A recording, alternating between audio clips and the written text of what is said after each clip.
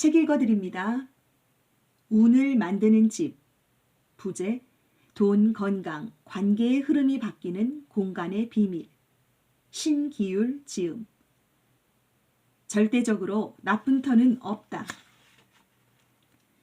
처음에 그는 그저 운이 없었던 것뿐이라고 생각했지만 언젠가부터 집이 점점 불편해지기 시작했다. 외출했다가 집에만 오면 마음도 몸도 축축 처지는 것이 느껴졌고 그 감정을 아내에게 풀었다. 저길 보세요. 이 아파트 앞쪽이 한강 물줄기가 흘러나가는 자리예요. 이런 곳은 돈도 건강도 물이 빠져나가듯 나가버려서 풍수에서는 흉지라고 한다면서요. 그걸 알고 나서부터 신경이 더 쓰이고 꺼림직해서 이사라도 가야 하나 싶어요. 네, 말씀하신 것처럼 이곳은 물이 흘러나가는 자리가 맞습니다. 풍수에서 물살과 바람이 거칠게 빠져나가는 곳은 사람의 재물과 정신도 함께 빠져나가는 살지처로 보는 경우가 많아요. 하지만 세상에 절대적인 악인은 없듯 절대적으로 나쁘기만 한 터는 없습니다. 자연은 인간의 기준대로 좋은 것, 나쁜 것을 가리지 않는다. 저 강이 돈, 건강, 행운 같은 좋은 것들만 굳이 골라내 앗아간다는 것은 너무나 인간 중심적인 생각이다. 좋은 것이 나간다는 것은 나쁜 건 역시 나갈 수 있다는 말이다. 어쩌면 이 집은 보이지 않게 그런 역할 역시 해왔을지도 모른다. 또한 세찬 바람이 빠져나가는 곳은 때로는 다시 비상할 수 있는 공간이 되기도 한다. 강한 맞바람을 맞을 때 연이 하늘로 날아오르듯 마음을 다잡고 버티면 나를 한 단계 성장시키는 수행의 집이 될 수 있다. 결국 동전의 양면 중 어느 쪽을 볼 것인지, 어느 쪽에 내 마음을 둘 것인지의 문제다. 그러나 그는 내 말이 도무지 이해가 되지 않는다며 물었다. 그렇다면 사람이 마음먹기에 따라 흉당도 명당이 된다는 말입니까? 저같이 평범한 사람이 터의 기운을 바꾼다는 게 말이 됩니까? 물론 저 한강의 물길은 바꿀 수 없죠. 하지만 선생님이 살고 있는 집, 이 작은 공간만큼은 선생님의 힘으로 바꿀 수 있습니다. 그걸 아셔야 이 집의 근본적인 문제를 해결할 수 있어요. 외부 환경이 미치는 영향은 생각만큼 크지 않을 수도 있습니다. 그는 창 너머의 강에 시선을 빼앗긴 나머지 더 중요한 부분을 놓치고 있었다. 바로 그가 발 딛고 매일 먹고 숨쉬며 살고 있는 집이 사람의 생기를 잃어가고 있다는 사실이다. 그의 집은 깔끔했지만 왠지 온기가 느껴지지 않았다. 부부가 대화할 만한 공간은 식탁이 전부였다. 방 안 전체에 무겁게 내려앉은 공기는 단지 창에 쳐진 암막 커튼 때문만은 아닌 듯했다. 이 아파트에 사는 모든 사람이 그와 같은 힘겨움을 겪고 있는 것이 아니라면 이 집의 문제를 만든 것은 결국 사람, 이 집에 사는 사람일 것이다. 우리는 공간에 대해 이중적인 태도를 갖고 있다. 풍수를 믿는 그처럼 많은 사람이 공간이 가진 힘과 영향력을 절대화하고 수동적으로 받아들인다. 이는 왕후 장상의 터는 따로 있고 바뀌지 않는다라는 생각으로 흐르기 쉽다. 과거 세도가들이 왕릉 주변에 사람이 살지 못하게 하고 좋은 터를 찾기 위해 전국의 산천을 들쑤시고 다닌 것도 이 때문이다. 요즘에도 많은 사람이 사옥이나 중요한 건물을 지을 때 풍수 전문가에게 조언을 구하곤 한다. 가장 잘 알려진 예가 SK 사옥이다. 최태원 회장이 취임한 지 1년쯤 되었을 때 완공된 설인동 SK 사옥은 신령한 거북이가 물을 마시는 형상인 영구 음수 형토로 유명하다. 이런 곳에 자리 잡으면 거북이처럼 장수를 누리고 부귀를 누릴 수 있다고 알려져 있다. 그 덕분인지 SK 주가는 상장 후 지금까지 10배 넘게 성장했고 사세도 크게 확장됐다. 그러나 이런 대단한 명당도 다가오는 불행을 완전히 막을 수는 없었던 모양이다. 회장이 여러 번 구속되고 스캔들에 휩싸이는 등 풍파 역시 끊이지 않았다. 좋은 일만 일어나야 할 대표적인 명당에서 왜 이런 반흉 반복의 사건이 번갈아 일어난 것일까? 고전에서 말하는 명당은 그곳을 차지하는 순간 모든 게 결정지어질 것 같지만 실상은 그렇지 않다. 터의 힘을 발현시키기 위해서는 사람 역시 그 공간에 맞는 행동과 생각을 해야 한다. 아무리 땅이 좋아도 기온과 습도 등 또 다른 조건이 맞지 않으면 싹을 틔울 수 없는 것과 같은 이치다. 대부분의 사람들은 집터, 입지 등 조금 더 거시적인 영역에서 공간을 대할 때 의존적이고 기복적인 모습을 보인다. 하지만 나와 가족이 살고 있는 집 안을 대할 때는 정반대의 모습을 보인다. 일단 공간이 그 자체로 에너지와 생명력을 가졌다는 명제는 사라진다. 우리에게 집은 그저 깔끔하게 관리하고 잘 먹고 잘 쉬는 공간. 이왕이면 트렌드에 뒤처지지 않게 가끔씩 인테리어를 바꿔줄 대상일 뿐이다. 자연이 만들어낸 터의 기운과 생명력을 인정한다면 인간이 만든 집이라는 또 다른 형태의 자연도 살아있는 생물처럼 자신만의 기운과 힘을 가질 수 있다고 보는 게 타당하지 않을까? 그렇다면 집이라는 공간을 좌우하는 가장 큰 에너지는 과연 무엇인가? 라는 문제가 남는다. 나는 그곳에 사는 사람이라고 생각한다. 살아있는 인간이 만들어내는 삶의 에너지는 우리가 상상하는 것 이상으로 공간에 큰 영향을 미친다. 유령 DNA가 공간의 에너지를 바꾼다. 1990년대 초 러시아의 한 과학자가 독특한 실험을 했다. 블라드미르 포포닌 박사의 유령 DNA 실험이 바로 그것이다. 그는 진공 상태에서 빛의 패턴을 측정하는 장치를 개발했다. 먼저 아무것도 없는 진공 상태의 공간에 레이저를 비췄다. 당연히 어떤 반응도 나타나지 않았다. 다음에는 DNA 샘플을 넣고 레이저를 비췄다. DNA와 만난 레이저는 일정한 패턴의 무늬를 만들어냈다. 놀라운 것은 그 다음이다. DNA 샘플을 제거한 뒤 다시 그 빈 공간에 레이저 광선을 비췄을 때 어떤 일이 일어났을까? 과학자들은 당연히 어떤 패턴도 나타나지 않을 것이라고 확신했다. 하지만 놀랍게도 처음과는 다른 독특한 패턴이 나타났다. 심지어 그 패턴은 아무것도 없는 진공 상태에서 몇 주 동안이나 남아 있었다. DNA 샘플의 자취가 마치 유령처럼 그곳에 남아 공간에 영향을 미친 것이다.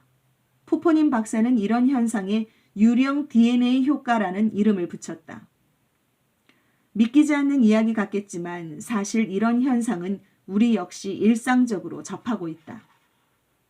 돌아가신 지 얼마 안 된 부모님의 집에 들어선 순간 그분의 기척을 느낀 것만 같은 착각. 예배당이나 법당에 들어서는 순간 알 수 없는 고요함과 잔잔한 평화가 가슴 밑바닥부터 차오르는 느낌 등 우리가 보통 분위기라고 통칭하는 것들이 어쩌면 유령 DNA의 작용인지도 모른다. 그곳에서 생활하고 공부하고 기도하던 수많은 사람이 남긴 흔적이 그 공간을 그렇게 만든 것이다. 스페인으로 여행을 다녀온 한 지인이 가우디 성당이라 불리는 사그라다 파밀리아 성당에서의 색다른 경험담을 들려준 적이 있다.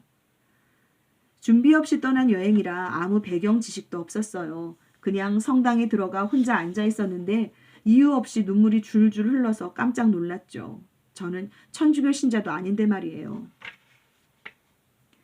머리가 채 이해하기도 전에 무엇인가가 마음을 먼저 움직이고 몸이 반응하게 만든 것이다. 그것은 단지 눈에 보이는 아름다운 스테인드 글라스와 웅장한 기둥 때문만은 아니었을 것이다. 눈에 보이지는 않지만 100년 넘게 그 공간에 켜켜이 쌓인 사람들의 절실한 기도와 신앙심, 축복과 위로의 DNA가 마음을 정화시키고 감동을 주었던 것은 아닐까? 그렇다면 똑같은 이유로 앞서 소개한 사례도 설명할 수 있다. 그가 집에만 오면 몸과 마음이 더 힘들어지고 깊은 우울감을 느꼈던 것은 기분 탓도 창밖의 한강 탓도 아니다. 지난 3년간 스스로가 집 안에서 뱉어냈던 탄식과 분노, 무기력한 말들과 행동이 쌓여 집안의 공기를 어둡게 바꾸고 그의 몸과 마음에도 영향을 미친 것이다.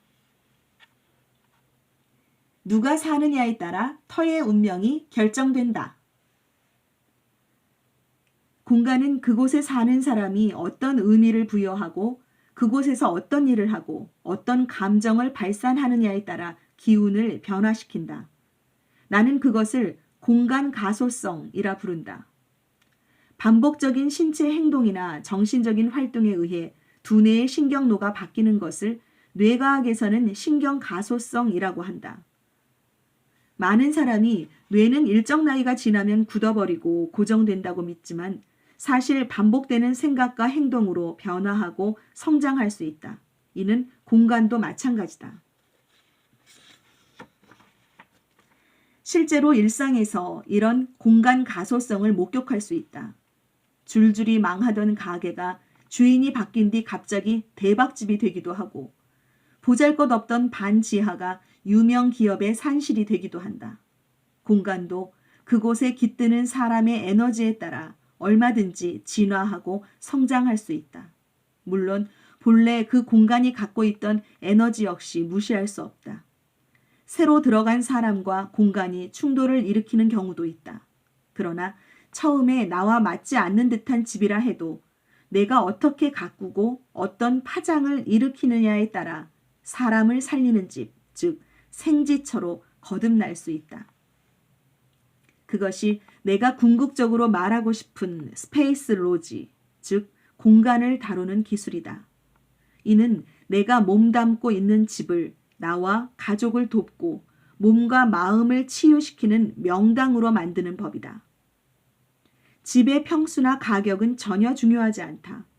반지하 원룸이든 100평짜리 주상복합이든 명당으로서의 자격과 가능성은 똑같다.